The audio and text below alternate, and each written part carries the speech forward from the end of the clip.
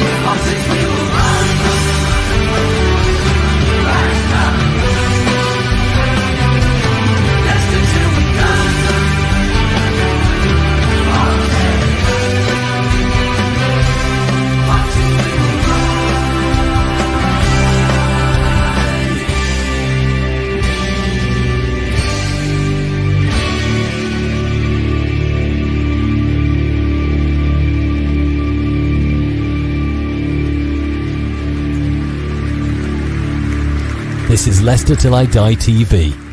Watch and subscribe on YouTube and listen on your podcast platform. Going down, Leicester City.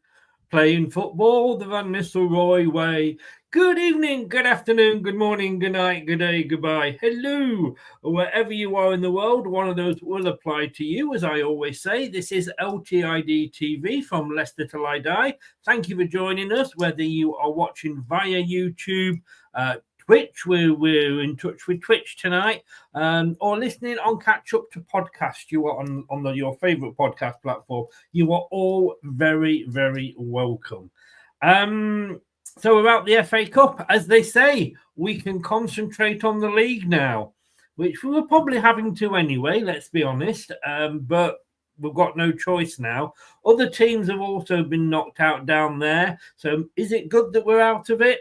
A bit disappointing the way we went out, although I have to say that I do think we would have probably lost in extra time anyway, because of a certain man's tactics. Look, this is the last one before a week off. I'm going away on holiday, suitably attired. I hope you will think that, trying to get into the holiday spirit.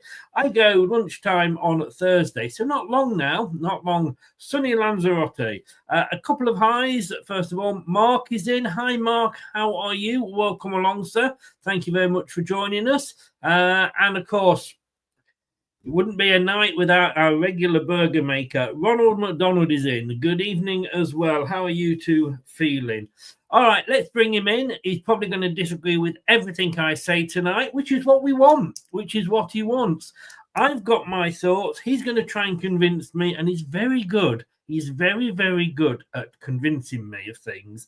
I have the cane marks on my bottom to prove it. That's all I'm going to say.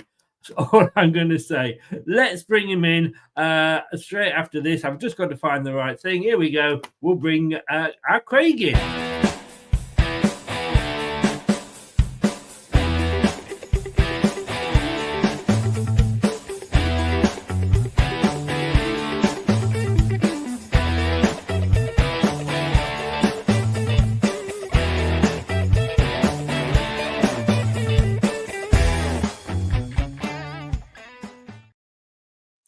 Craig, good evening, sir.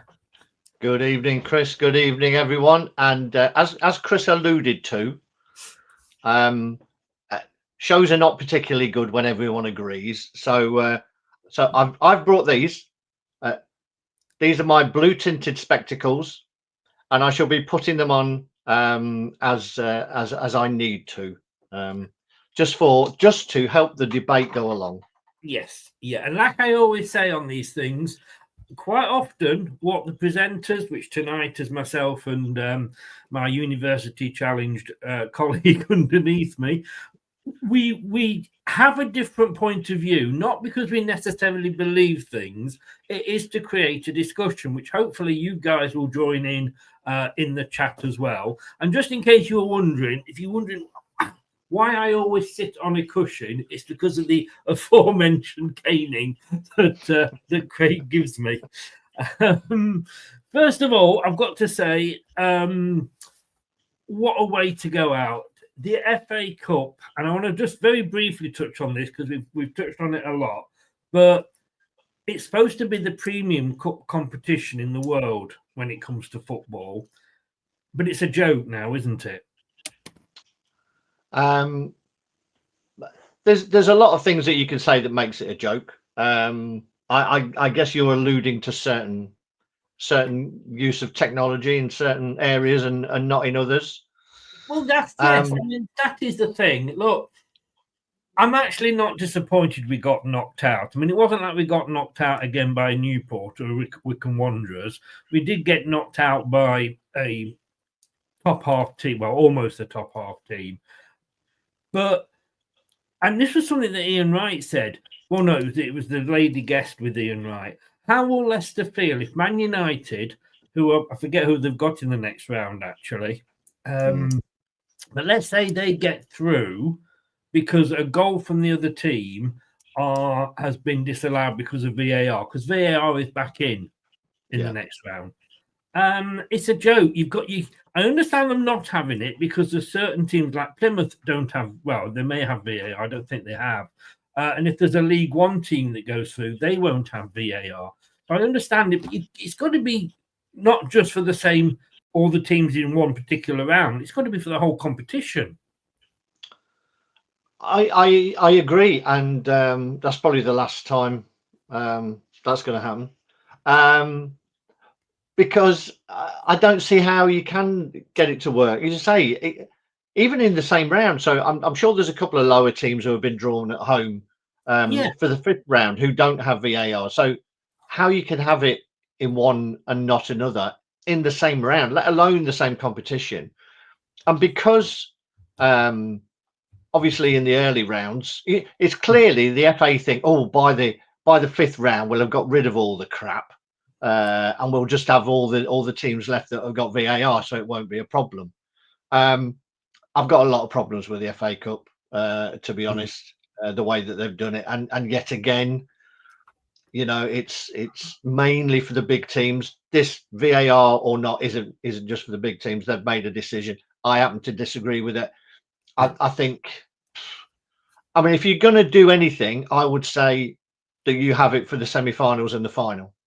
Because they're always going to be at the same ground. So, it can't be that some in one round are having it and some are not. I mean, it wasn't that long ago. Was it like Lincoln City had got to the quarterfinals? So you can have one quarterfinal without VAR and the other three with it. You just can't do it. So for me, if they're going to say we're only going to have it at certain rounds, it's semi-finals and up. Anything that's at Wembley, they have it. But you shouldn't. I think the thing is, though, Chris, isn't it? You shouldn't need VAR.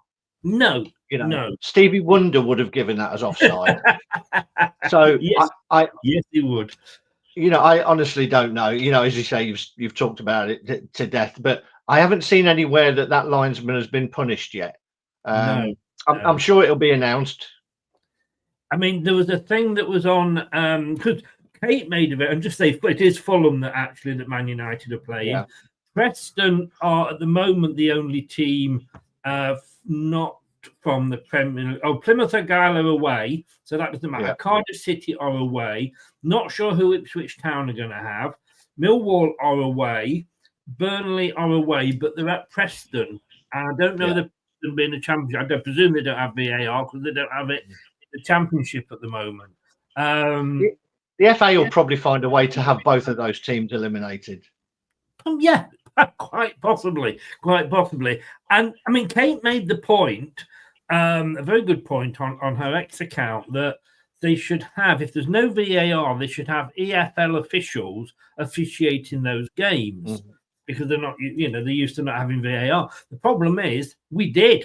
The EFL, that linesman was an EFL linesman. Now, somebody put up in the group who he was and his LinkedIn and all that. Now, I have not repeated that, and I have not reposted it or shown it on these because I allowed it in the group, but I didn't want to repeat it because I don't think it's fair, especially as also I wasn't 100% sure that was the right guy because there's two linos. So this guy shouldn't be thinking, the VAR will dig me out of this mess if I get it wrong. And this was the guy that 5 minutes before had to have his decision reversed for a throw-in that he gave to Man United. And it just beggars belief. And I have to say, I've not heard one pundit that has come out and sort of, backed it or not criticised it. And when Roy Keane, love him or hate him, I have to love him because he just speaks the truth. He doesn't care. When he sits there after the match and says, fans moan about, things going for the big six clubs, there is the prime example of it happening. Yeah, I heard him say that. Well done, Roy. And fair play to Amorim, who very early on in his post-match interview made the point, made sure that it was front and centre that should not have been a goal. Yes. And as you say, everyone. I don't think he was out. I mean, if you look at it and you look at the still, I don't think the referee's position was particularly good. No. Considering the number of players in between the linesmen and where the free kick was being taken at such a critical time. He was over the same side of the pitch as that. He could have easily taken a better position to give himself a better view. But it should just not have happened, I can't actually blame the referee for that. And I thought overall he didn't particularly have a bad match. I think it is all down on the linesman because he was on that side. He was in line with it, obviously. That's his job. And I just think, how can you not see that? And I put in the group, I put a post up as well, that fair play to Amorim for coming out and saying that. And somebody said, well, look, it's all right him saying that now, it's too late. But, Arsene Wenger, he actually saw less than Stevie Wonder, didn't he? He did. And I think, I think the worst thing is that, linesmen set themselves up. They'll see the line, they'll see the players, and they'll be taking the movements from that. At no point were any of them anywhere near being onside. So he's got to think, right, as it stands, before he takes the free kick, everyone is offside. Now, unless that changes, so what he was doing, whether he had a blackout, whether somebody from the stand behind him offered him a pie, I don't know. But something happened somewhere, and it's just one of the worst decisions you will ever see.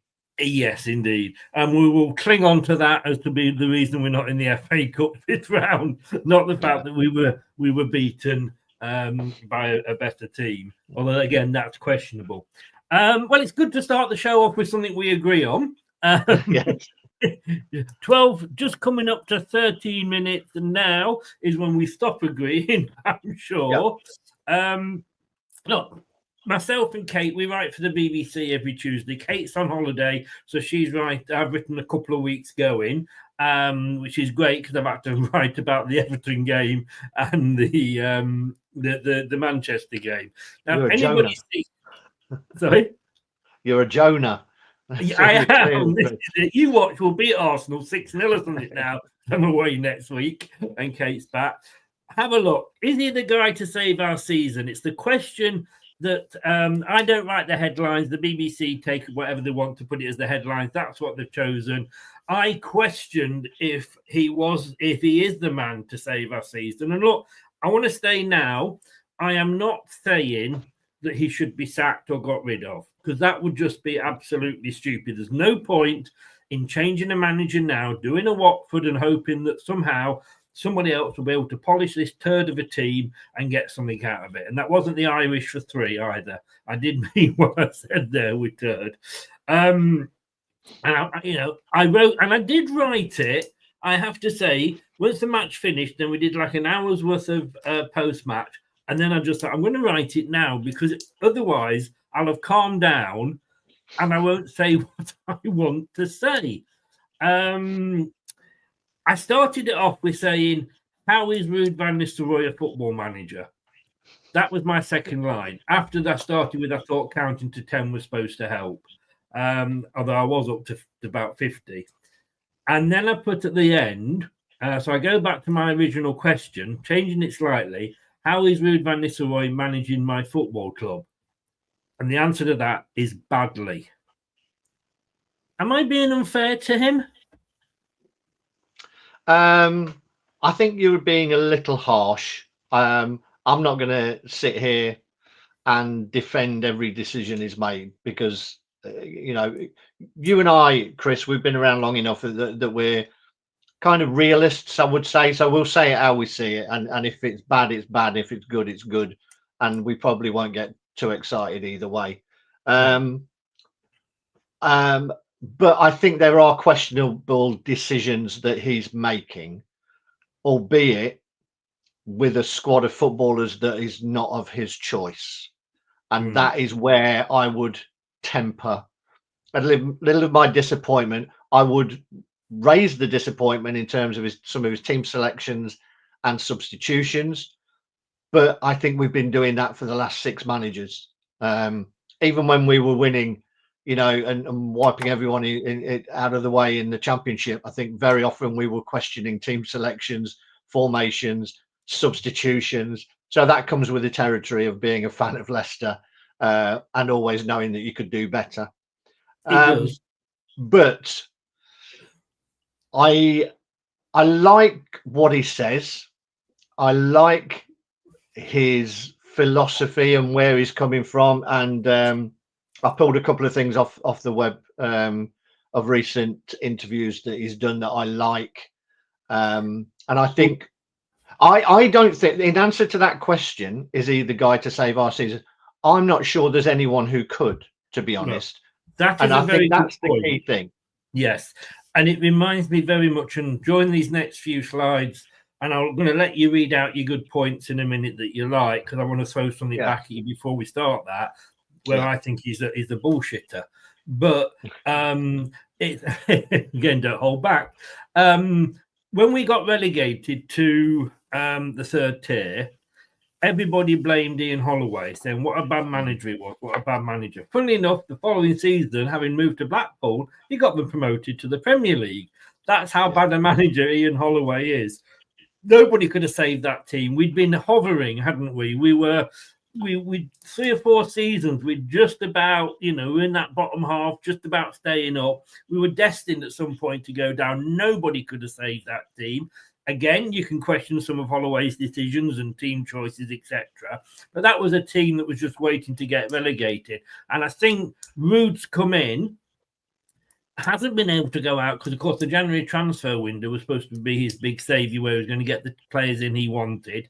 And surprise, surprise, there was no money in the pot. Now, that was because we sacked Cooper and had to pay him off. I think it was a little bit of it. But you say you like what he says. Okay, let me throw this at you, Craig. He said in the middle of last week, was it Monga and Clark were going to be in the squad? Evans, I think. Evans, was it? Thank you. I couldn't remember that. I know it was Monga coming to now. So those guys have gone home and said, Mom, I'm in the squad for Saturday, blah, blah, blah. Brilliant. There was no way either of those 2 players, and we'll come on to the 2 and the 1 in a minute, there's no way either of those 2 players were ever going to get onto that pitch. If he had any intention of doing that, he would have picked Alves, and he never picked Alves. He had no intention whatsoever. And suddenly those 2 guys going home and saying to their parents how excited they were for being in the squad, one of them he didn't even pick. All he talks is bullshit, time after time after time. I knew when he announced. I mean, he announced it early, but I knew when he said that they're never going to get on the pitch unless we're winning 7-8-0, and obviously that was never going to happen. So honestly, I do not believe. So quote me with these things that you believe that he says good, but I don't believe a word that comes out of his. He could turn around and say Father Christmas is a fantasy, and it'd make me believe in Father Christmas. Chris, don't throw that kind of stuff out without any warning. All right, you leave Santa out of it. Sorry, Santa. I'm sorry, children. If anybody's watching, of course he's real. Of course he is. On that particular illustration you've given there, I think there's a couple of things on that. One, we don't know the conversation that he's had with the 2 players in question behind the scenes. And you know me, that's always a sort of get out for me, is we don't know what's really going on. We're guessing, we're surmising from the little snippets that we get.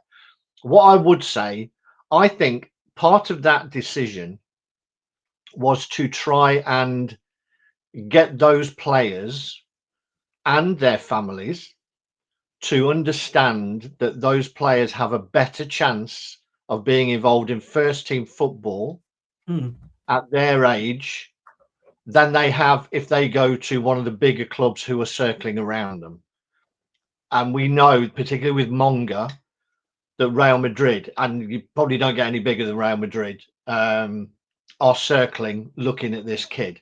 And I think they're not alone. There's a lot. So what Ruud is in the position of doing is trying to convince two very talented footballers at the age of 15 and 16, who we will probably lose for virtually nothing, like we did the kid who went and played for Liverpool against Plymouth. That went well. But he's there trying to convince them that they would be better off sitting with us for the next couple of seasons. And this is what's in front of you. I want you to feel what it's like to be part of the first team. I want you to travel with a squad. I want you to be mixing with these professionals, these individuals, to see what it's like. And otherwise, stay at home and wait for the call from one of the other clubs. That's where I would think that he's come from on that. Right, and I think that's a valid thing to do. Right, let me come back to you that one. Travel with the squad to a home game. It was away at Old Trafford. It was, you're quite right. I'll shut up. But, I mean, you can stick them on the coach. You can stick them on the coach and then not have to be part of the squad. Because he could have put, and I don't know why Vardy, whether he was injured or not, but we didn't even have a striker on the pitch, but he included Monga. The other guy must have been feeling really pissed off having been told he was going to be in the team and wasn't. I'm sorry, I just does anybody really, if they've got decent agents, or if it was my child, I'd be saying, don't believe it. Look at Alves. He was being put in the team and put in the squad. He's been shipped out to Cardiff, who started him, by the way, and they went on to win, albeit via penalties. So he didn't start him. Well, he came on. Did he come on? He came on. Right. I didn't watch the game, so I'll give you that one as well. 2-0 to you. But you know, the point I'm making is I bet Alves was told that, and then he sat I think there's certain things that's happened in this season that it's very difficult, and I think, you know, we all think everything's black and white. You can, I would be playing Alves, so I'm not agreeing with everything. I'm putting a different angle on it as to where Ruud may be coming from, and trying to encourage these players that there's a longer term future and a quicker route to playing first team football with Leicester than there is with some of the other clubs. With Alves, I would think, don't forget, the decision to not send him out on loan at the start of the season was Cooper's. It wasn't Van Nistelrooy's. So Van Nistelrooy may be in a position where, okay, I can keep this player. He can have 20 minutes here, or, you know, I can throw him in and he can be rubbish and it ruins his confidence, or I can go and get him some football because I really want him as part of my team next season. I think, again, that's where he's come from. But if you really wanted him, he would have been in a few squads, and he was not in any squads under Nistelrooy. No, I agree. As I say, I'm not saying that everything is done. I agree with that. I would have had him on the bench. I'm just coming back at the points you're making, which are very, very valid points. You know. Yeah, what's happened is that Cooper and the hierarchy have filled our squad with aging players who are, many of whom, stealing a living. And it's very difficult to get those players in as senior professionals and then leave them all out. I'm sure a lot of us would, you know, to be honest. I'll say one word to that, or one sentence to that. Yeah. Watford FA Cup under Brendan Rodgers. Yeah. He played a lot of youngsters in that game, and I think we won 4-1, something like that. all the And big what did he do? What did he do in the next game? Yes, he brought all the big names back, and we got stuffed by Exactly. Forest.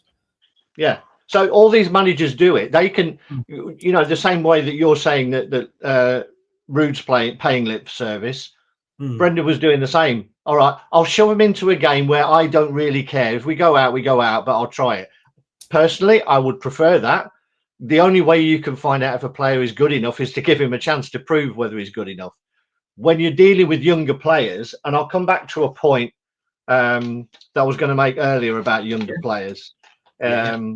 Two things. Remind me about something that Schmeichel said as well. Okay. So you may have seen this, Chris. Not everybody may have seen this. And this was pre the FA Cup. This was Van Nistelrooy doesn't seem to be worried about Leicester's negligent and borderline contemptible transfer window. Maybe that's because he knows he has the capacity to extract the best from any able yet young athlete on the roster. And he went on to say, it was great to be part of the development of Cody Gakpo, Noni Madueke, Jared Branthwaite, Xavi Simons, Bakayoko, and Saibira, which I don't know. The first thing I did here was to look at the under-18s and the under-21s and getting them joining in with the first team training. It's not only looking outside to strengthen. If players are good enough, age doesn't matter to me. Talent decides its own pathway. Monga is a 15-year-old playing in Premier League 2. Jake Evans is an attacking player, plays in all three positions. Quick, powerful, has a great left foot. This to me is a manager who will give these youngsters a chance when he thinks it's ready, when he thinks it's right. And I'm sure he would love us to be in the middle of the table, nice and comfortable, where these players, you can throw them in. And it may get to a point where he's like, I've got no bloody choice. Well, you know, are we not at that point? No you've jumped into what I was going to say then. Are we not at that point now, you know, where he keeps picking Winks week in, week out, and Winks plays better for the opposition than he does to us. He passes more passes to them than he does to us and costs us goals. Does he keep playing? And I know you love him. I can't stand him, FaZe, but it was great to see Okoli was my man of the match, by the way. Yeah. What a save on the line. And we both love Okoli, and we think he should have been playing earlier. But, you know, you've got players like this that are week in, week out playing awfully. Put the youngsters in. This was a meaningless game, this Man United game. It really was. We haven't got a striker. We're actually paying a striker, believe it or not, £90,000 a week to sit there and knit. And why not just say, look, I haven't got. If Vardy's injured, and I can't believe he was just giving him a rest because he's played him 3 times in a week not so long ago. So I'm guessing he had a little niggle. I mean, some people call them Nigel, but, you know, we call them Niggle to avoid any legal action. Why not stick Evans in there? At least he's a striker. Why not stick Edouard in there? At least he's a striker. Because, you know, Daka, it was always going to happen, got injured. You bring on a non-striker to play in the striker's role. That's what I'm questioning about. That's why I'm saying, is he the guy to save our season when he's making decisions like that? Okay. 29 minutes in. I agree, Chris. I agree with you. I agree with you to a point. I think now Rude is in a really difficult situation now because you can throw these players in and it doesn't work for them because it is a leap. You know, it is a leap and it not ruins them, but it knocks their confidence so much that you're a season behind almost. You've got to rebuild the confidence that they've got. What I would like to see is at least them getting on the bench. So if a game's going the right way, or even if it's going so badly the wrong way, they can be protected from it. You know, that, right, this game's already lost. If you go on and we let in another couple of goals, it's not your fault. You just go out and show me what you can do. But I think he's in a balancing position. I think in his mind, it's not necessarily bullshitting. It's saying what you have to say. I think in his mind, he probably thinks that we're done for, and he's thinking and building for next season. Yes. And that element of looking at the younger players and we have to do that. As a club, we have to do that. We have to try and develop our own players. We can't throw the money around that we used to throw around because one, PSR obviously is stifling any team who wants to be ambitious. And two, every transfer is a gamble. There's bigger clubs than Leicester who have bought players who have not worked out. I mean, how much did Man City play on Grealish? Can anyone say that that's been a success? I don't think so. Even the great Alex Ferguson bought a really dodgy goalkeeper once. Exactly. And just while I remember it, you mentioned Vardy, that he left Vardy out. I don't know if you saw, there was an interview done this week that Schmeichel did with a publication where he was talking about Cambiasso. And he was asked about how he felt about playing with Cambiasso for that one season. And he said he was already a manager. He was already a coach and a manager. As soon as he walked into that dressing room, he was on a different level to to everyone else. And he said, I, for one, absolutely loved playing with him. Not everybody felt the same. Vardy didn't. Vardy really didn't get on with him because he thought Wes Morgan was a captain and he was doing a great job. How dare this guy come into our dressing room and try and tell us how to play football? So I think, and we've all thought this, I think Vardy pulls a hell of a lot of strings at this club, and whether that was part of the reason that he never moved to Arsenal. We all think he just loved it at Leicester. I think part of it is he knows he's on a bloody good thing at Leicester City. Big fish, isn't it? Big fish. Yeah, the owners love him, and I think he carries a lot of weight. And again, that's a very difficult one for Ruud to actually deal with. So do I, mate? Believe it or not. But because we talk about, we've got rid of all the characters, we've got rid of all the players that got us success. But you can't hang around with those players forever. You have to have it turning through, and you cannot let certain players get bigger than the club. And do you think? Oh, you may have just been going to say this. Is Vardy thinking he's bigger than the club?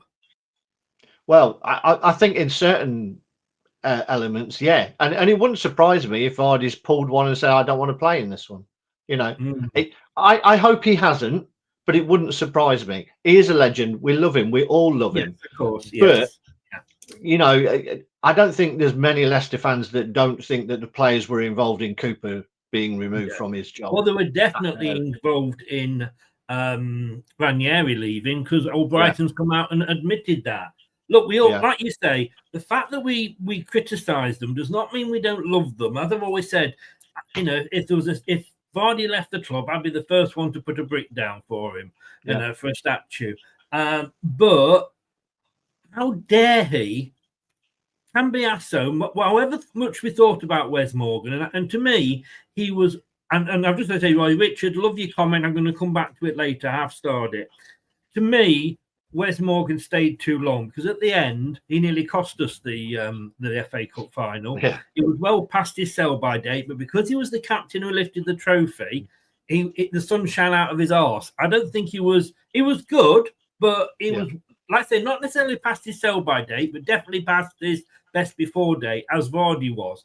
And when you've got someone, it's going to be Cambiasso. Was he a World Cup winner? He's played everywhere, played for top clubs. Argentina, one of the best, national teams in the world. If you can't be asked to actually just listen to what people like that have to say, and I'm sure he wasn't trying to take over from Wes Morgan, probably just add to it, and that's probably why Pearson brought him in. And I'm sorry, Vardy, you probably, if that is true, you would go down in my estimation. But I just want to. I'll see if I can find it. I'll see if I can find a link to it. But it was an interview Michael did. Very, very interesting. That. Thank you. Going back to Ruud, though, and is he the guy to save our season? We only bought one player in the transfer window, didn't we? We did. What position did we buy him for? I think we bought him as a versatile defender, Chris. Who can play anywhere across the back line. No, you don't at all. You're giving us Ruud speak now, aren't you? Yes. Somebody messaged me and said that apparently he played 40% of his games at left back. That's like saying, well, James Justin's played 80% of his games, 90% of his games this season at right back. Doesn't make them good in that position. Amorim, manager, could see that Justin was tiring, brought Garnacho on. Garnacho absolutely ran James a good one. What did Rude do? He took off Thomas, who was having a pretty decent game, but he was having a quiet game because everything was going down the other side. So he brings his right back on that he bought at left back and leaves a knackered, out of form right back to cover the guy that ended up, let's be honest, probably being man of the match. Mm-hmm. How does that? I mean, he's not a manager. He's a farmer that picks out a bit of hay here and there and see whether he can find a needle. What I would say is Garnacho has run riot against much better fullbacks than James Justin, to the extent where Italian clubs were queuing up to pay 50 or 60 million for him. So I think he would have done anyone. I'm not, it's. No, I get your point though. I get your point. Yeah, I do get your point. I've always said that if you've got somebody like, so let's use James Justin as an example. If he's at left back, he's 80% good as a left back. But he's only 50% good as a right back. If you've got another right back that's only 50% good at right back, he's probably going to be slightly better because he's used to playing that position. Yeah, I mean, I'll take you back to when we bought Koulibaly, and I did say, everybody was saying, oh, they've finally brought someone in to replace James Justin. I did say at the time that I felt he was a squad player, that he would pop in wherever he felt it needed. But yes, to do that and to not play him over there where he's clearly strong. You know, I didn't see the game. I was out, sadly. I saw enough of it afterwards. You were lucky. You were very lucky. Yeah. But it's, there are certain decisions, as I said right at the top of the show, that it's very hard to defend. Even if I try, you know, there's some that it's difficult to. Yeah. Ronald says there, Morgan was always better with Huth's baby sitting alongside him. Sometimes, look, Drinkwater, to be honest with you, he was an average. I always preferred James to Drinkwater. I think he was the better midfielder. But he got injured. Drinkwater was put in, got his chance with Kanté, and together, suddenly, an average player can look good because the pairing works. Yeah. And I think that was the case with Drinkwater and Kanté. Praise and Akoli, the two centre-backs. Akoli, he's got to be one of the first choices now, hasn't he? Yes, you know, we've said it the last few weeks that we would be playing.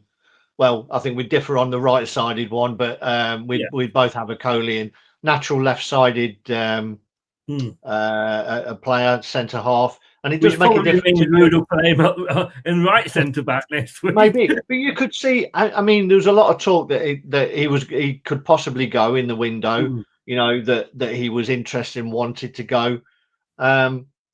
Clearing that ball off the line, I think that showed someone who was there for the fight and wanted to play and do the best for his club.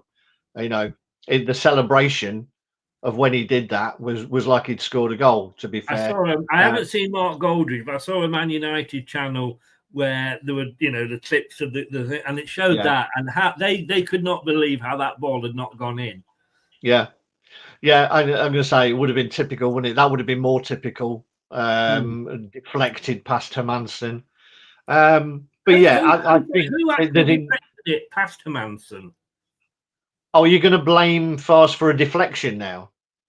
For trying to block a shot? Are you going to blame him for trying to block a shot and it being deflected? Let's just clarify. All I'm saying is he managed to do that twice against Liverpool once.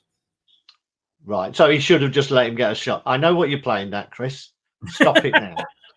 But had he not touched it, would Hermansen have got it anyway? I mean, no, but what I was going to say were they talking to each other? Who? What do you mean? Well, so someone's come through and Fars has thrown himself in front of a shot to block it. And you think he shouldn't have done that? No. What I was leading to was, do you remember when he did the 2 against Liverpool? Danny Ward was in goal for that. Yeah. And there was talk that Danny Ward never called for it. Yeah, Do I you think think that that Manson didn't call for that? And had he called for it, he would have touched it had it not been for Faze touching it over. I don't think in the middle of a game a goalkeeper is going to shout, "I've got this one," when somebody shoots. To be fair, I'd be very surprised. But right. No, I I know where just you're wanted going. to raise, ask the question. Ask the question. Look, you know, I'm not a fan of Faze. You are. We both want a Coley in. My problem is if we don't play Faze, who do we play? Because you've got Cody, who, according to Ruud van Nistelrooy again, and I don't believe like a word he says, but apparently Cody didn't want to leave. And it wasn't him that was asking to leave. Who knows? Or Vestergaard, and as much as I've stood up for Vestergaard in the past, he's not having a great season. They are too fast. So I might have to concede that Faze and Okoli are our best choice centre-backs. Yeah, I know when you say that I'm a fan of Faze. I think I mentioned in the transfer window that there was talk that people may come in for him, and if we could get someone better, I'm more than happy to get someone better. I don't think we've got anyone better at the minute, and that's why me, I'm an advocate for us going to 3 centre halves to help all of them, to be honest, and to help the fullbacks. That is going to come up soon. Ndidi and Sumari. And I understand him taking Ndidi off. And Ndidi did make a couple of passes that didn't quite get to the player he aimed for and what have you. But this was his first game back. So I'm not going to pile on to Ndidi on this one. You know, first game back, he had to be taken off. He was probably puffing a lot as well. I understand that. Winks coming on, I don't understand. I don't understand his obsession with Winks because he costs us so many goals. But moving forward, are Ndidi and Sumari our first, or should they be our first 2 in that role that he's playing? That formation he's playing. In that formation, probably. As I say, I think Winks is a little bit. I think all of our players are a little too obsessed with maintaining possession and going backwards, you know. But I think Winks hasn't stepped up. I think we're seeing the Winks that Spurs fans saw a lot of, and was like, he's okay up to a level, but he's not going to get you beyond that level. You know, every player has a ceiling. You know, and again, it may be that we're seeing the ceiling of some of our players, and overall, the squad has made the step up, and they're just not up to it. You know, they're showing us that without 2 or 3 additions, they are a squad who would be 15th and below season in, season out. Yes, yeah. No, I mean, like I said, I think I liked Winks last season, but it was Championship. I think Ndidi and Sumari are our best 2 in that position.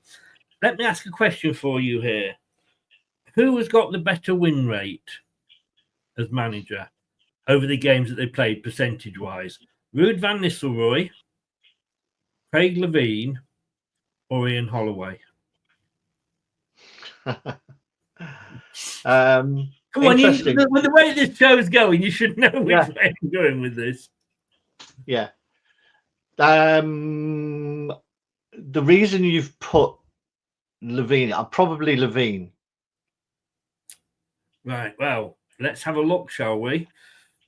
There we go. Ruud van Nistelrooy's got a 20% win percentage. Craig Levine and Ian Holloway both had 28%. Cooper also had a 20% win ratio. Claude 34. Souza 33, and Taylor. And I don't. It may well have been taken out because I did say about bringing Peter Taylor back. You did, yeah. Although I did actually cover that with saying, all right, I'm being silly there. But even he had a 35% win rate. Frank McClintock, I've just put him in there just to show that we did have somebody worse. But It looking can get at worse, that, we know he's stubborn. I agree with you. I would have going forward 3-5-2. Yeah. We haven't got a striker that can play up on his own. 3 centre backs, as you say, with wing backs. He ain't going to play that because 4-2-3-1 is sort of, well, Pep's little favourite little toy. How's it working out for him this year? Yeah. I just don't think, as I'm looking at those stats since he came in, if we look at the managers that have changed, has David Moyes made a difference to Everton? Mm-hmm. Yes. Not really bought anybody either. Has Graham Potter made a difference to West Ham? Yes. And he's not really bought many any players either. The only one that really hasn't worked out so far is Southampton and Wolves. Mm-hmm. I don't know if this is the guy that's going to keep us up. I really, really don't. No, but I do remember when Cooper got sacked and there was names in the hat. Correct me if I'm wrong, Chris, but you did want Ruud van Nistelrooy out of all those who were mentioned. No, I did, and I wanted Cooper gone. Yeah, and I think I went for Potter, and I got some stick because I'd put Ruud van Nistelrooy forward as an option, and then when I didn't back him as to who would you rather have, I got some stick for it. I mean, as well, the other thing, of course, is Potter and Moyes were never going to come to Leicester. No. I mean, you can look at those, those managers there and the stats, and if ever there was an apt phrase, it's careful what you wish for. Yes. Because we've got rid of some. Puel I thought was hard done by, to be honest, because he was the guy who was charged with transitioning from the sort of Ranieri style into playing football that then Brendan took on successfully. And that's always going to be a tough ask, isn't it? I know Shakespeare was in between, but it's a tricky one. As I say, I would prefer to judge managers, and I know you can't always do it. I would prefer to judge a manager when he has his own players and his own team. And that's why I said previously, I would like Ruud. Well, I'm going to have to change it slightly. I said I would like Ruud to have 3 transfer windows. I would like Ruud to be backed in 3 transfer windows. And one thing I would say as well, that when he was asked, because sometimes you only see the headlines in the interviews that they're given, and reading a bit more when Ruud was asked about the transfer window, and he said that we had our targets and we went after them with what we believed was all affordable within our finances, and then the goalposts kept moving.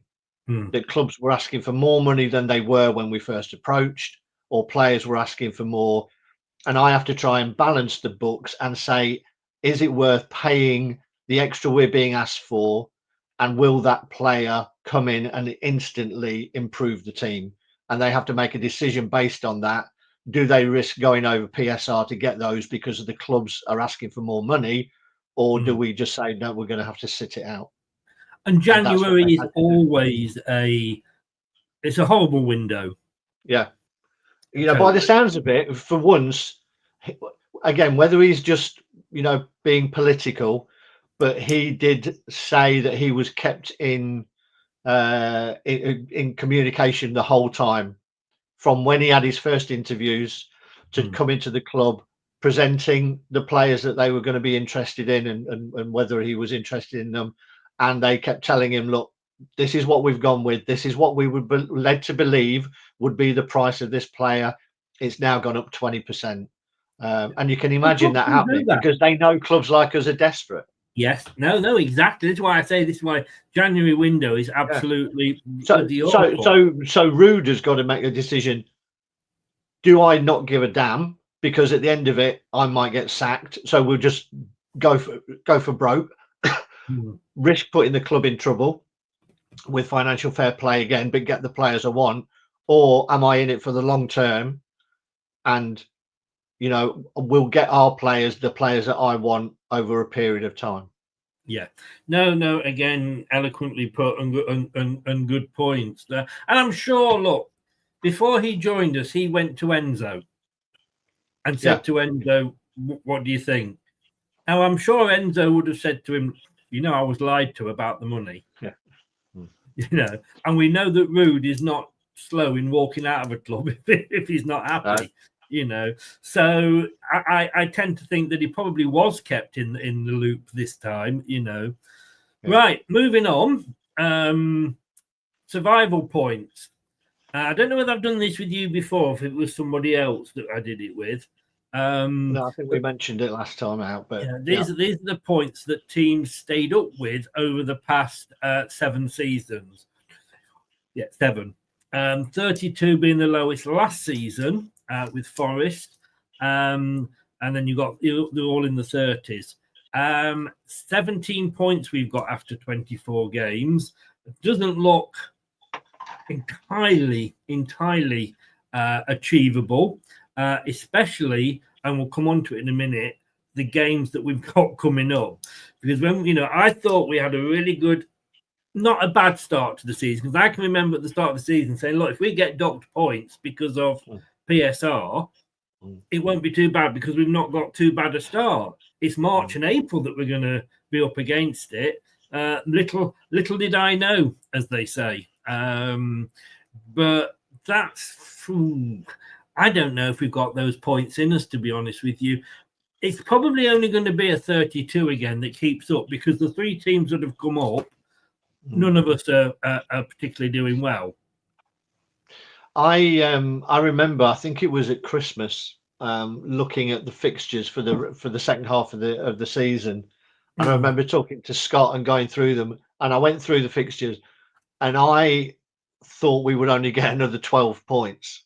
So even at that time, I thought I don't know where the points are coming from, to be honest, because and it's interesting. Again, there were some articles this week about the Premier League getting worried about the trend that's happening with the promoted clubs going straight back down.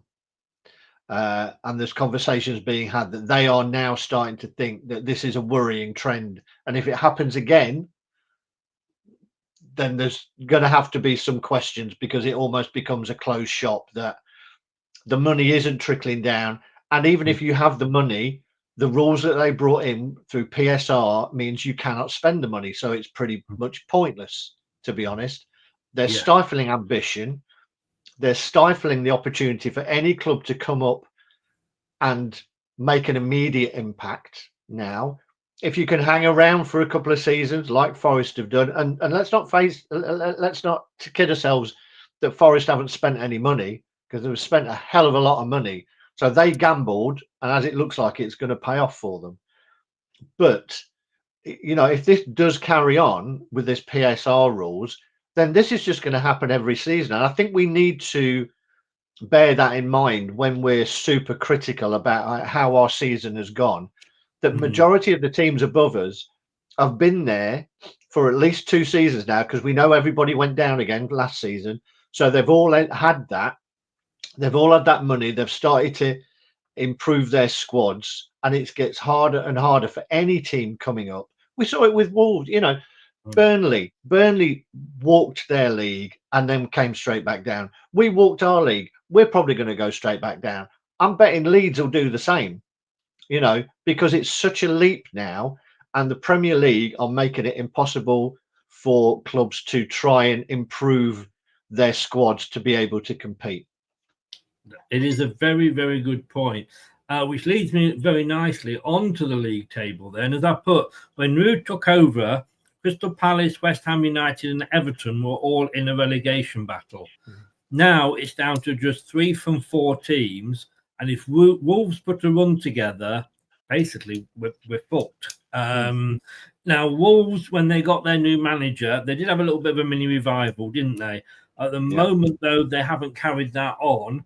And I don't know whether Everton, Palace, West Ham, well, they're still 12th and below. You can imagine, look, Tottenham and Man United aren't going to go down. Let's be honest with you. As much as we'd want them to, I can't see them going down. But Crystal Palace 30, they're safe, aren't they? West Ham only needed probably another 3 points. Everton only need another 4. They're going to get that before the end of the season. So it's gone now from a 6-way battle where we might have stood a chance of staying up.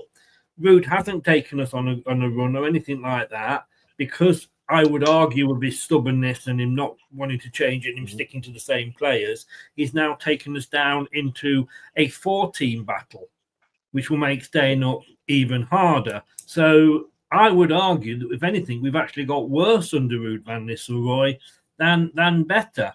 And let me show you the games. Right, these are the games that I've got coming up. Now, I don't know if you know where there's 14 games left, which would give us a maximum of 42. We're not going to win every single game. If 32 is enough, like it was last season, we need 15 points. Okay. Can you see on those games? We've actually got 7 at home, 7 away. You can see with the H and the A there. I've made it easy for you. And can you see where those 15 points will come from? We're going to beat Brentford. We're going to beat West Ham. We're going to beat Brighton, Southampton, and Ipswich. There you go. Okay, no draws in there. No, I didn't even bother draws. I thought he only wants 15 points. I'm going to give it to him. Okay. I think you could argue, look at that finish. After Liverpool, we've got Wolves, Southampton, Ipswich. Bournemouth we've got as well. They'll probably trounce us. Forest will put a few past us as well. But by then, it might be too late anyway. So although we've got a nice finish in Wolves, Forest might be in a Champions League place and they might be on the beach. We've got to be careful, because Bournemouth were on the beach when we went down last time when they played Everton. But look, I just think by the time we get there, Arsenal are going to stuff us. I don't think we'll get anything. I can't see us getting anything before Wolves, to be honest with you. I think, if we play well and the opposition don't play well, I would say there are 6 beatable teams. If we play well, they don't play to the best. There's 6 beatable teams. Yeah. Brentford, West Ham, Brighton, Wolves, Southampton, Ipswich. Yeah. So that's those. If we're at our top, our best on those 6 games, in theory, you could say we could get the points we need. Football's not like that. We know that. No. And those teams are not going to roll over, but they are what I would class as beatable teams. And Brentford, that's all really we've got to hang our hat on. Well, it is. And with that shows how desperate we are. Brentford and Brighton, I'll accept. We could get something from those 2 games if it's only a draw, because neither of them are the teams that they were at the start of the season. They've all both gone. Brentford don't travel well. No. Tell Southampton that. Brighton are going through a little bit of a sticky patch at the moment. And I've West Ham. That's gonna be one, because that's the Potter dart. That'll be on telly. I'm sure that will get changed to go on telly. Chelsea again. Chelsea. You don't know what Chelsea's going to turn up, do you? No. But no. It's 7 home, 7 away. So we've got I suppose, a reasonable chance. But I want to ask you this, because earlier on you mentioned Burnley. Yeah. Have we got 2 peas in a pod here? With the 2 managers. I think you've mentioned it before. The Burnley manager wouldn't change, stuck to his guns, and went straight back down. Does Ruud van Nistelrooy need to look at it and go, I need to do something different? This team cannot play in a 4-2-3-1. We are losing every game virtually we play. I'm losing 80% of the games I'm playing with that. I need to look at something else. He won't, Company didn't, and look what happened. Are we looking at two peas in a pod there? I would say not. Oh, you show off. Oh, you show off. Well done. I would say not. There are differences. Their philosophy, yes, in terms of being stubborn. We're seeing that at Man United as well. Amorim has a way of playing, and he's going to stick to it. You know, even though everybody is telling him that these players cannot play in the system that he wants them to play in. I personally think you're professional footballers. You shouldn't be able to play in any bloody, formation that a manager wants. Yeah. The difference here, obviously, is that was Company's team. Company brought that team up playing that way, and he took that team into the Premier League, and it was his team. This isn't Ruud's team. So I think there's a difference there. But in terms of being stubborn and refusing to change, I hope we're wrong, but it doesn't look like it, And again, managers, and this is why you bring a manager in. And we've talked about this in the past, Chris. You can either have a philosophy within your football club of this is how we're going to play, regardless of who the manager is, or you change your style of play every time you bring a manager in.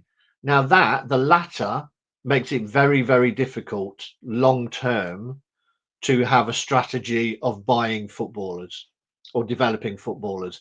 If you buy players that suit Steve Cooper and then bring in someone who wants to play in a totally different way, it doesn't make any difference, any sense. That's why I think at some point a football club has to say, this is our philosophy. This is how we're going to play all the way through our age groups, and we will find a manager that fits in with that philosophy. And that should make it a lot easier to find a managerial conveyor belt. And it's all down to whether that manager that can then motivate those players. And then it comes down to management. And we see this on the continent a lot. There's a way of playing and they will just stick with it. Bayern Munich do it all the time. These teams don't change their philosophy of way of playing football. They do it through the club. The club has a philosophy of playing football. British teams are a long way behind that, and we change with our managers. That is not sustainable. So at some point, you've got to put a flag in the ground and say, this may hurt for a bit, but we've got to find a way of playing that suits our football club, and then we will go from there. And all the teams. So that's how you get your youngsters through, because they've been playing that system of football for 4, 5, 6 seasons. And then when they make that transition, they know how to fit in. And I think we're at that point now that we've got to make that change.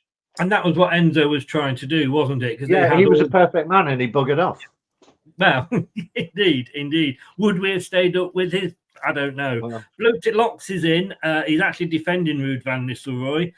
If Ruud van Nistelrooy had Hermansen, Ndidi, Fatawu and Ricardo available like Cooper did, we'd be doing much better. You would hope so. Hope so. But he'd probably still be playing Winks and Justin on the right and Ricardo in goal and Hermansen up front. Let's be honest with you.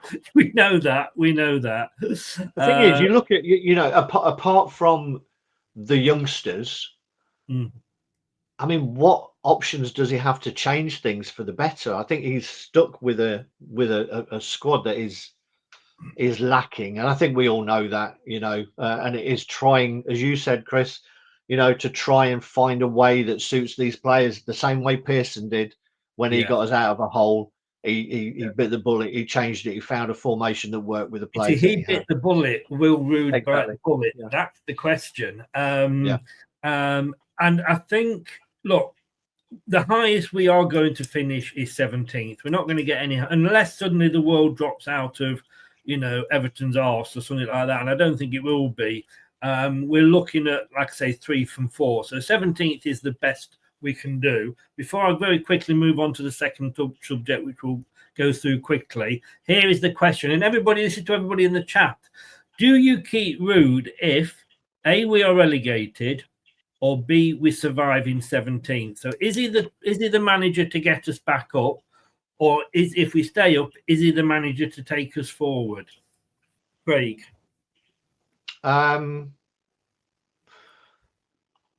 as it stands now, I would say yes, because of what I've said throughout the program. I don't think we've seen enough of him with players that he would want at the club, or as Blue Tinted Glasses said there, the better players who would be fit. And I do think that is a relevant point. There's a lot of good players that he's not had available. So I think it's very, very difficult to judge who the real Ruud van Nistelrooy is at the moment. So if it were down to me, I think at some point you've got to stick rather than a conveyor belt, unless a super manager became available. But even then, you just never know, do you? Is a super manager going to want to come to a team that's just got relegated or just stayed up? Exactly. So I think sometimes at some point you've got to give a manager the benefit of the doubt and give him 3 or 4 windows to see what he can build. It's rare for a manager to come in and just be successful from day one. Maresca did that and it got him a job at Chelsea. But how many others can do that? Martin O'Neill didn't, and look how that ended up very nicely. Yeah. I mean, like I say, for me, and I'll give you now, yes to either of those for me. And I know you might find that strange after everything I've said going through, but like I always say, things that we say aren't necessarily what we believe. They're there for discussion. And when I write for the BBC, I'm writing because if I wrote and said, "Oh, City are wonderful, we'll get out of this," blue sun comes out my arse every time I bend, nobody would be interested in reading it. You want people to read things and listen to things and react to things that because that's how it works. That's how Talk Sport works. That's how 5 Live works. We that's it. So yes, everything I've said, but I did say at the start, I don't want Ruud sacked. There's going to be no good coming from changing our manager again now. And if we do stay up, and let's be honest with you, 17th was all we were hoping for at the start of the season. I think we've got to give him a chance. We have to give him a chance because you would hope. Is he a Wayne Rooney? No, I don't think. I think his time at PSV proved he has got something. And he did get a tune out of a very underperforming Manchester United side. You could argue they had better players, but if we stay up, we might get better players. My only caveat to that is with point A, I think if we're relegated, he may not hang around. That's my only concern, shall we say. He has come out. Yeah, I mean, you could be right. Yeah. I mean, I would hope that, as I said, I've got a big part of me thinks he's already looking at next season and building his own team, incorporating some of these younger players. And that's why the likes of Alves has gone out to get loan experience in the Championship, where very much he's likely going to be needed. So, yeah, I would hope that he would stick around. I would hope, although, look, this is Leicester City. It's a hope that kills us, isn't it? But I would hope that any club, Ipswich, Southampton, us, and even Wolves, are looking and over the shoulder and thinking, well, we have to consider next season that we could be down in the Championship and be planning. And that was the trouble, wasn't it? When we got relegated, we hadn't even considered that might have been an option. My only worry, obviously, if we go down, is that the EFL are going to be waiting for us. I hope Nick DeMarco's available on speed dial. That's all I'll say. Exeter are winning, by the way, apparently. There we don't know who they're playing. Is it Palace? Are they playing? Palace played last night. Oh, was it right?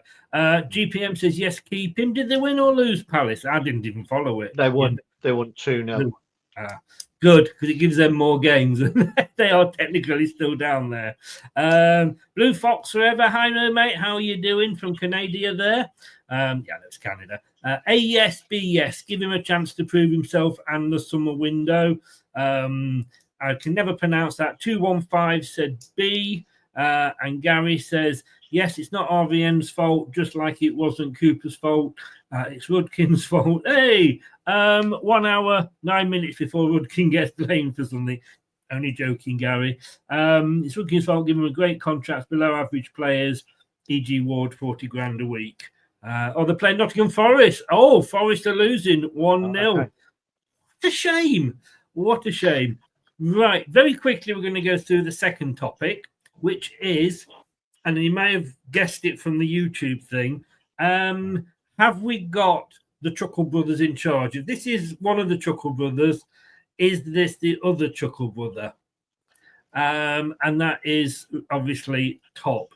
Now, I put in there with a picture of Peter Taylor. Now, bear with me for this. And look, Peter Taylor, what happened. Peter Taylor took over something good and turned it into something bad. He had a little bit of a spurt at the start. Oh God, Craig's getting there. He's getting there, ready to come back to me on this No, one. I'm just enjoying this. So yeah. Peter Taylor took over, as we know, from Martin O'Neill, and at the start he did really, really well because he had the remnants of Martin O'Neill's squad and team and club. Once he started to do things himself and bring in his own players, it also started to go wrong. Now, my argument is, and again, I'm not saying that I want Top to sell or anything like that. I want him to take action because I think everything that was good that happened with this club was when Vichai was kind of in charge, if you like. Now, I know we won the FA Cup after Vichai sadly passed, but that, I believe, was a bit like Peter Taylor taking us to the top of the Premier League. It was still kind of the squad and the club that was there under Vichai. Once it started to change round, then it started to all go wrong. Now, whether that is Top or whether the fact that he needs to sack Rudkin and Whelan and etc., that's a different topic. I'm not saying that I want Top to leave or anything like that.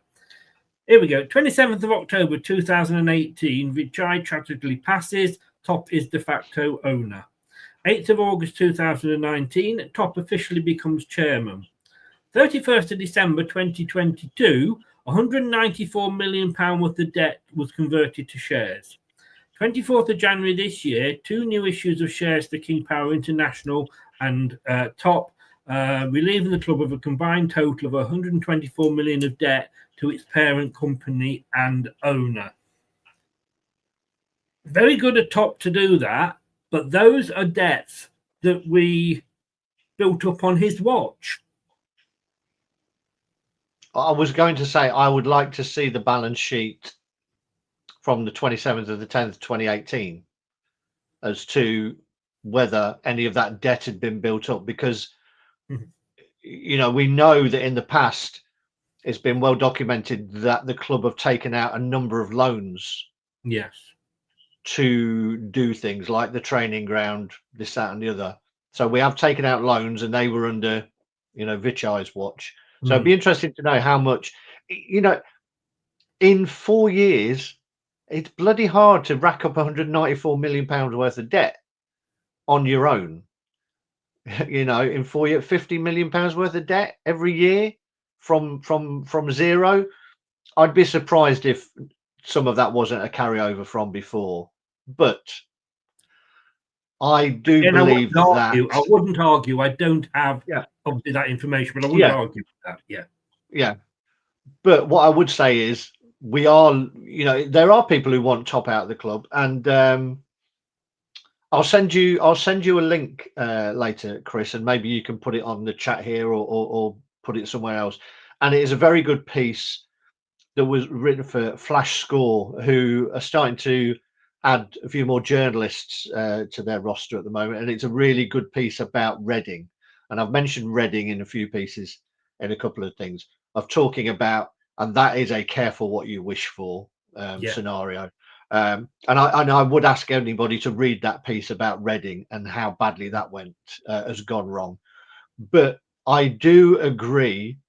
I think, and I've said this before, when Vichai was tragically killed in that accident, all of a sudden you've got a young guy who was essentially a football fan.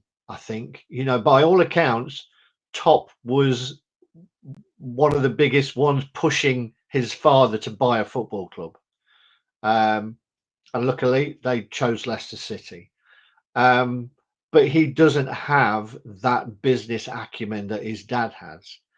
And what he's done, he's come into the football club with his dad. His dad has tragically been killed. And the people who were at the football club are his British family as such. And I think that is where the problem lies. It's very hard to sack your family. Even if you can see them doing a shit job, it's very, very difficult. And because they would have all been round him once his father died. And, you know, when you're not the top man, you're hanging around with the people behind the scenes as lot as well. So he's grown up, you know, being with these people all the time. And as I say, I think it's his family. What I think he should do is try and get in an independent advisor. You know, go and ask Alex Ferguson for a year of his time or whatever, or 6 months, or an Arsene Wenger or someone. He's out of work now, isn't he? Alex Ferguson. He's not getting a wage. Exactly. Yeah. To come in, have a look at the club. You know, have a look.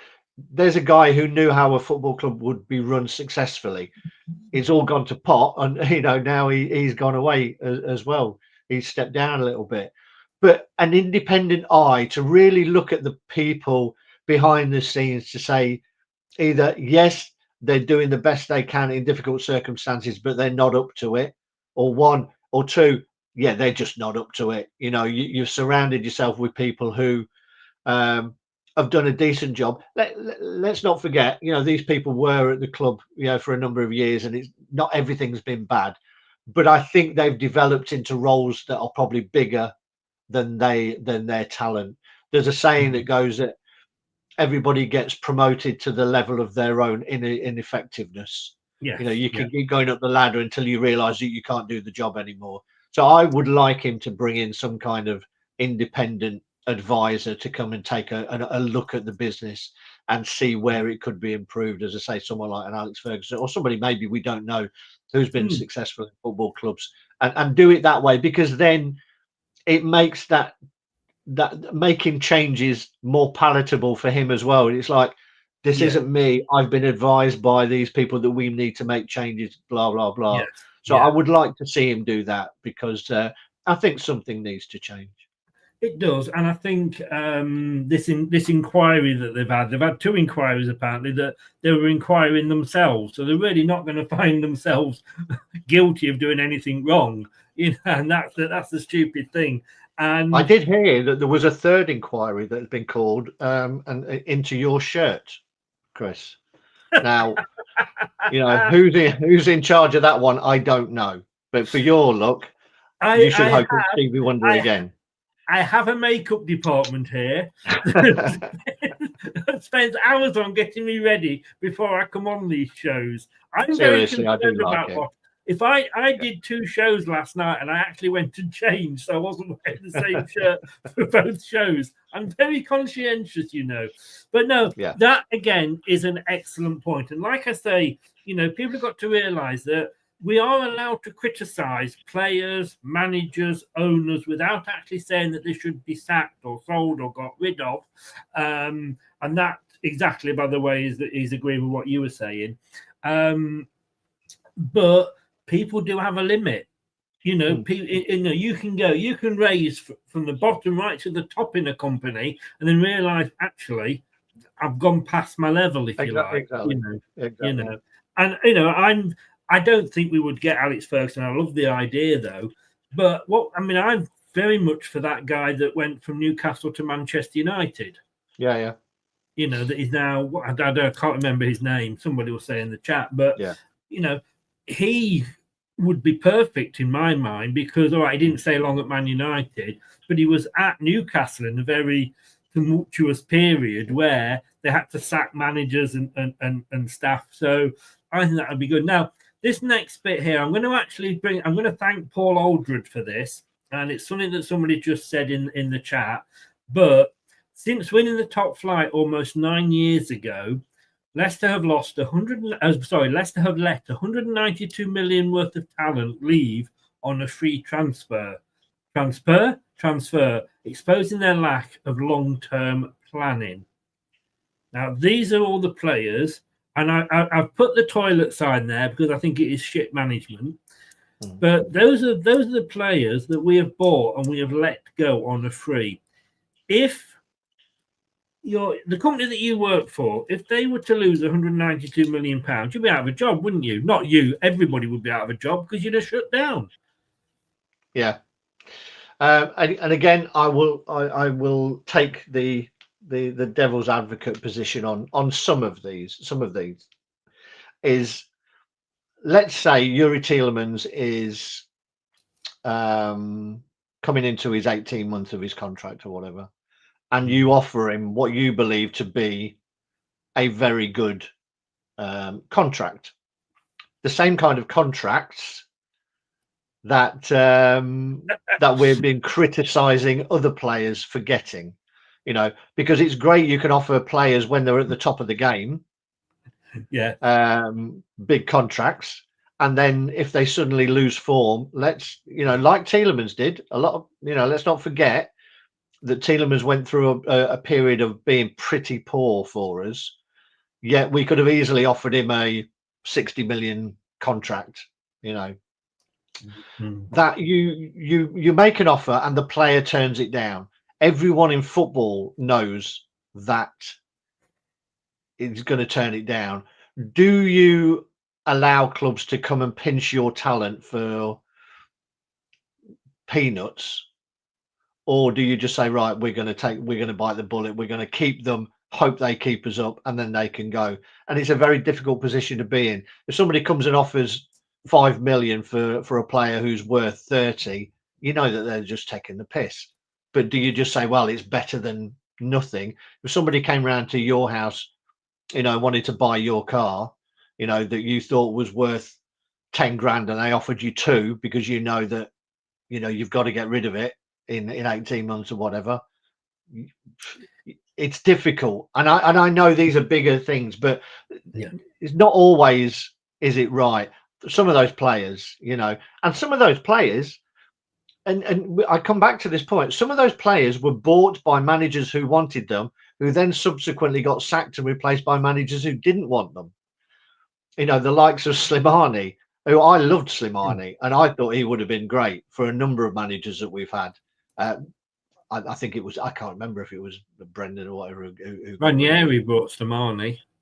Yeah, and I thought he was great, and just the kind of player that we need for something different. But we always said that, but Rodgers would never play a different system. But it's right. It's too many. It's happened too many times. Yeah, for it to be an acceptable way of running your football club.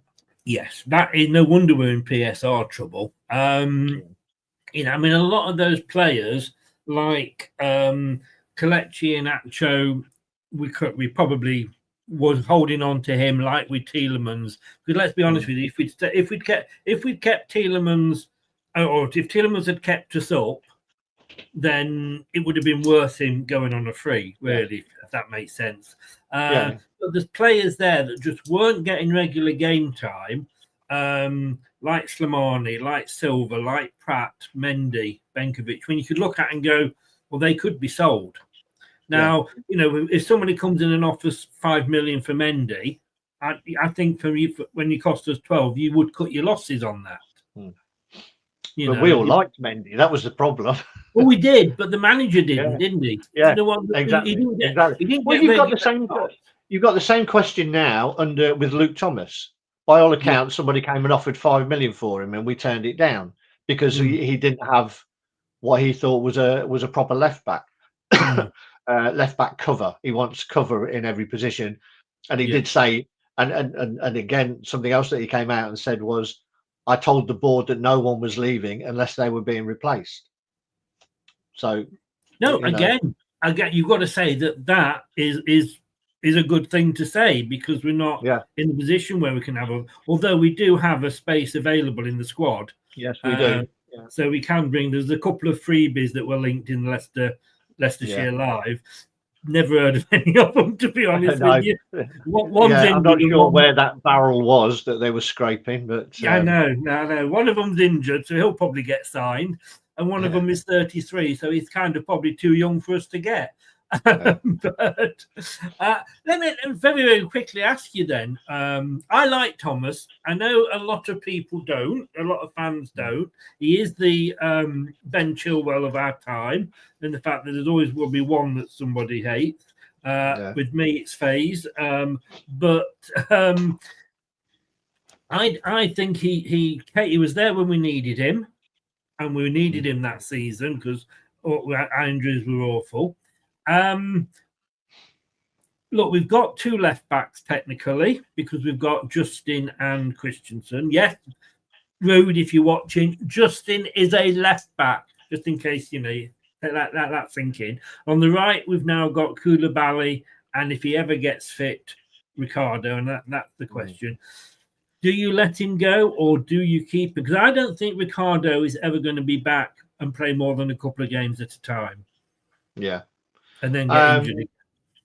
I think I would have let him go if that money meant we had enough to buy someone to come into the team. I think it's pointless letting a squad player go and replacing him with a squad player. It doesn't make any difference to me. So, or it doesn't make any sense. I think in this window, you had to look, can we bring in players who are going to make a difference and go straight into the first team? And if those players are too expensive, then there's very little that you can do. Yeah, no, indeed.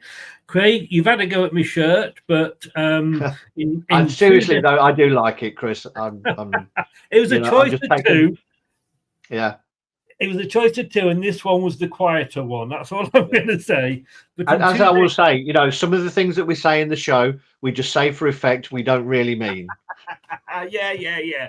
I'm not bothered because in 2 days' time I should be sat wearing this with a nice cold beer next to a swimming pool in Lanzarote in the nice warm sun. And all those people, Chris, I'm sure they would be much rather you wearing the shirt than taking it off. Oh, definitely indeed. If I jump in the swimming pool, I have to tell everybody to move back. You don't get wet. Best Ray Winston, yeah. Yeah, exactly.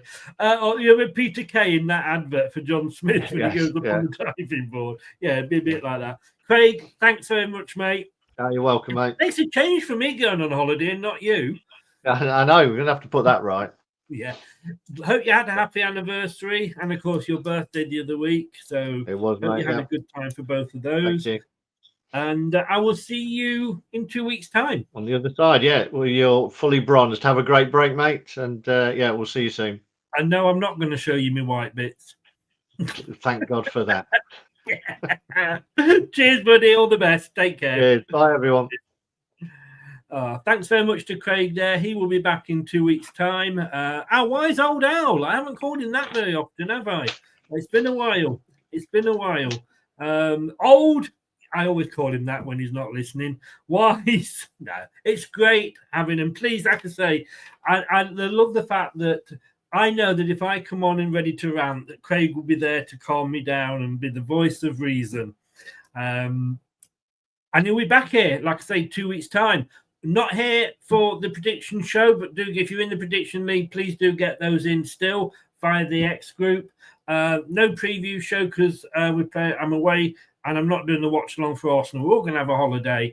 And then I'm not back till next Thursday. Land next Thursday, back on the Friday for the watch along. Straight into it. Brentford. What can I say? Are we ready for that? I'm not. But thanks very much to everybody. Please share the video, like it, and subscribe if you are new. It really, really, really does help the channel. I will do, Craig. Thank you very much, young man. And I will see everybody in a week's time. Bronzed. I hope so. See you then. Take care. Bye-bye. Thanks for watching.